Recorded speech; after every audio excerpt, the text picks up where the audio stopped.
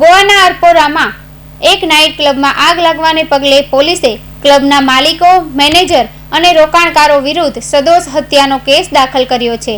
4 પ્રવાસીઓ અને 14 સ્ટાફ સભ્યોના મોત થયા છે, જેમાંથી 7ની ઓળખ હજુ સુધી થઈ નથી।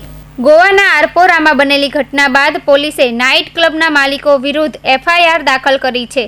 તેમણે તેમના પર સદોષ હત્યાનો આરોપ લગાવ્યો છે।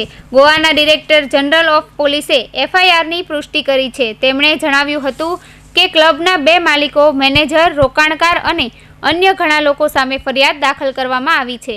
ક્લબ મેનેજર સહિત અનેક વ્યક્તિઓની અટકાયત કરવામાં આવી છે અને તેમની પૂછપરછ કરવામાં આવી રહી છે।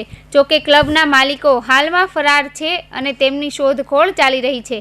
મુખ્યમંત્રી પ્રમોદ સાવંતે આ અકસ્માતની મેજિસ્ટ્રેટ તપાસનો આદેશ આપ્યો છે અને જવાબદારો સામે કડક કાર્યવાહી કરવાની માંગ કરી છે।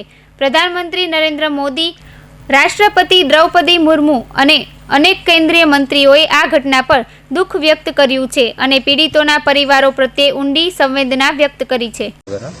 तो मैंने देखा कि हम मेरे एक्चुअली नियर बाई घर है इधर, मैंने देखा था कि अभी आग जल एक्चुअली मोस्टली क्या होता है इधर कभी पटाखे जलते हैं, कुछ फंक्शन होता है वगैरह, तो उतना ये मतलब हम लोग ने इतना वो चीज़ नहीं लिया, मतलब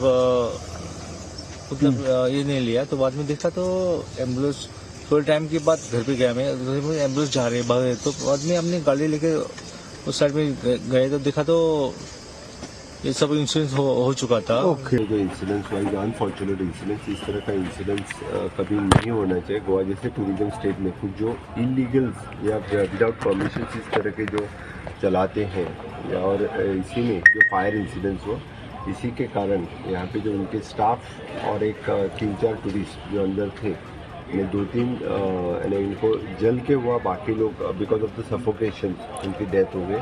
ऑल टुगेदर 23 लोगों की डेथ हो चुकी है। जिनकी डेथ हो चुकी है उनके प्रति संवेदना मैं व्यक्त करता हूँ। गोवा सरकार की तरफ से पूरी उसकी इंक्वायरी की जाएगी और जो कल्प्रिट इसमें है जो उनको बिहाइंड द बार्स किया जाएगा। આ આખી ઘટના શનિવાર અને રવિવાર રાત્રિ વચ્ચે બની હતી। આગ લાગવાનું કારણ હજુ સુધી જાણી શકાયું નથી। પોલીસ અને ફાયર વિભાગ તપાસ કરી રહ્યા છે। ગોવા પોલીસના જણાવ્યા અનુસાર મૃતકોમાંથી 4 પ્રવાસીઓ અને 14 સ્ટાફ સભ્યો હોવાનું પુષ્ટિ મળી છે, જ્યારે અન્ય 7 લોકોની ઓળખ હજુ સુધી થઈ નથી। કૌશિક પટેલનો રિપોર્ટ, હિન્દ ટીવી।